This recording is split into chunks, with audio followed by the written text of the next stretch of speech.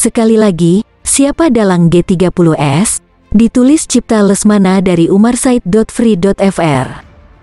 Sehubungan peringatan 40 tahun tragedi gerakan tanggal 30 September telah terbit beberapa buku yang mencoba menguak kembali peristiwa berdarah itu. Buku-buku itu antara lain Saksi dan Pelaku Gestapo, Siapa Dalang G30S, PKI atau TNI, dan Soekarno File. Buku terakhir, aslinya, ditulis dalam bahasa Inggris oleh Prof. Anthony C. A. Dake, ilmuwan Amerika keturunan Belanda. Buku Dake seakan hendak melawan arus kuat di negeri ini sejak Orde Baru tumbang. Sejak Soeharto lengser Mei tahun 1998, telah beredar banyak buku tentang G30S. Hampir semuanya, termasuk sejumlah negara barat, khususnya AS dengan CIA-nya, menuding Soeharto sebagai dalangnya.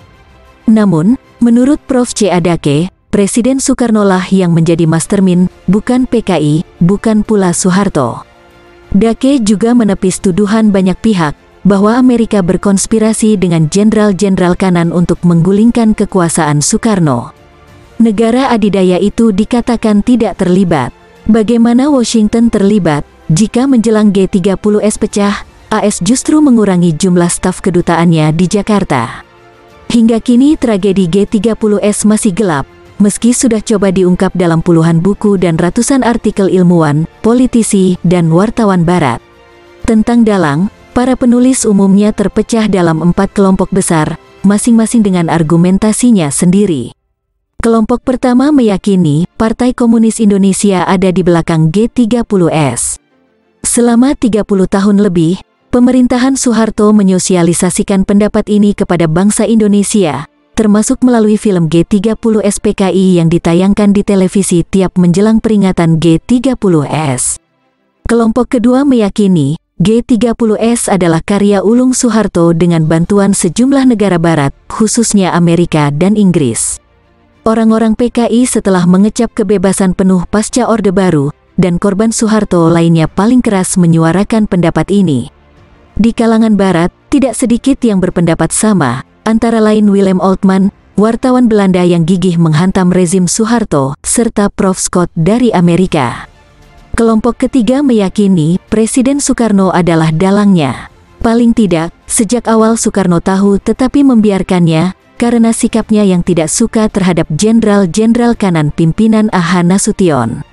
Banyak perwira tinggi TNI mempercayai pandangan ini.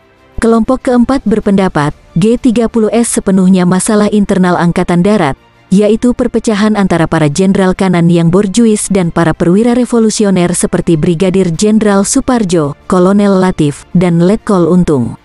PKI hanya korban.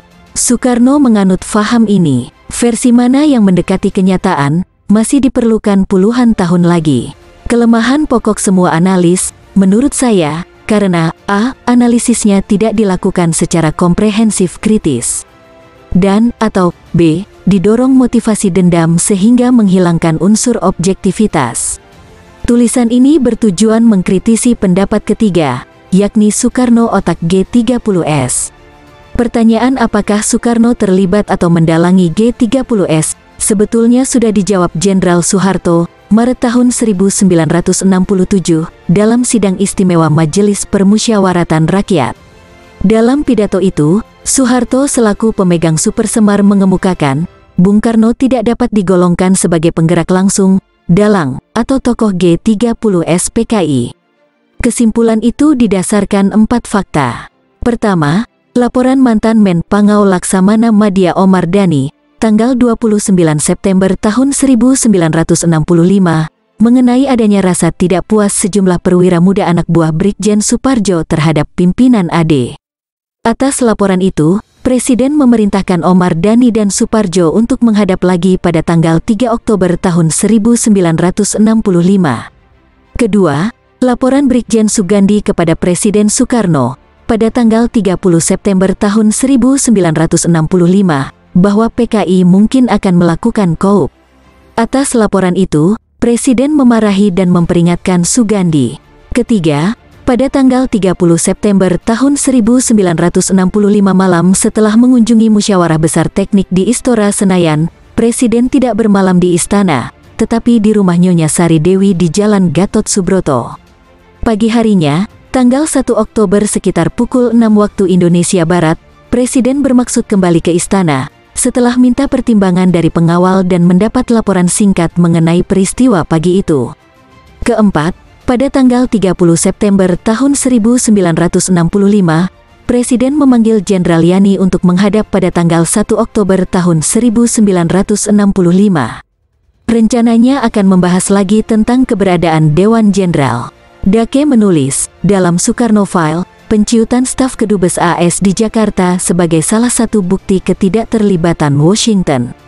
Itu keliru. Pengurangan staf Kedubes AS sengaja dilakukan dengan tujuan agar kekuatan anti-komunis dan kaum ekstremis lain di Indonesia free to handle a confrontation, which they believe will come, without the incubus of being attacked as defender of the neo-colonialist and imperialist. Surat Dubes AS, Ellsworth Bunker kepada Presiden Lyndon B. Johnson. Meski ada penciutan staf Kedubes, Bunker menasihati Presiden Johnson agar Washington tetap aktif melakukan kontak rahasia dengan Constructive Elements of Strength in Indonesia. Lasmar dan Oliver dalam beritain Secret Propaganda War menulis, pada tahun 1962, Presiden John F. Kennedy dan PM Inggris Harold Macmillan mengadakan kesepakatan rahasia bahwa Soekarno harus dilikuidasi karena dinilai telah mengancam stabilitas Asia Tenggara, selain telah membawa Indonesia ke gerbang komunisme. Namun, menurut Lasmar dan Oliver, secara fisik kedua negara barat itu tidak berperan nyata dalam G30S. Yang digulirkan AS dan Inggris, bersama Malaysia dan Selandia Baru, adalah perang propaganda untuk memperlemah kekuasaan Soekarno, memperkuat anasir-anasir kekuatan militer pro-barat, dan memisahkan rakyat Indonesia dari PKI.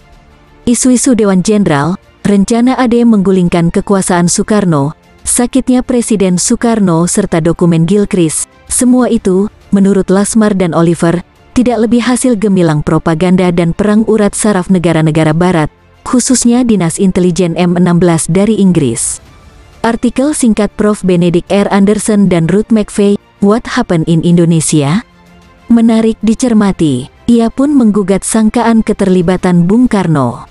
Semua orang tahu, Aidit, Ketua Umum PKI, amat dekat dengan Soekarno. Semua orang tahu, jika PKI meyakini AD akan melancarkan kudeta, terutama karena mengkhawatirkan keadaan negara jika Soekarno wafat.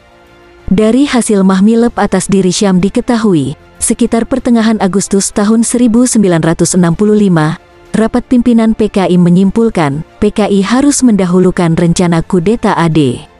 Pertanyaannya, tulis Anderson dan McVeigh, mengapa Aidit tidak mampu meyakinkan Soekarno bahwa kudeta AD pasti tak terhindarkan? Jika Soekarno terlibat G30S, mengapa ia tidak menggunakan kekuasaan besarnya atau menggerakkan dukungan populer rakyat Indonesia? Hampir pasti, Soekarno tahu bakal ada aksi penculikan jenderal-jenderal oleh para perwira revolusioner. Tetapi, fakta ini tidak bisa dijadikan bukti keterlibatan Soekarno, apalagi mendalangi tragedi berdarah. Mengapa? Soekarno sebenarnya masih tidak yakin tentang keberadaan Dewan Revolusi, yang dijadikan alasan utama PKI dan perwira-perwira revolusioner melancarkan semacam preemptive strike. Peristiwa G30S masih diliputi misteri yang belum terungkap, mungkin amat sulit diungkap sampai kapanpun. Maka, tidaklah bijak juga dalam situasi penuh kabut, diambil satu atau dua konklusi definitif.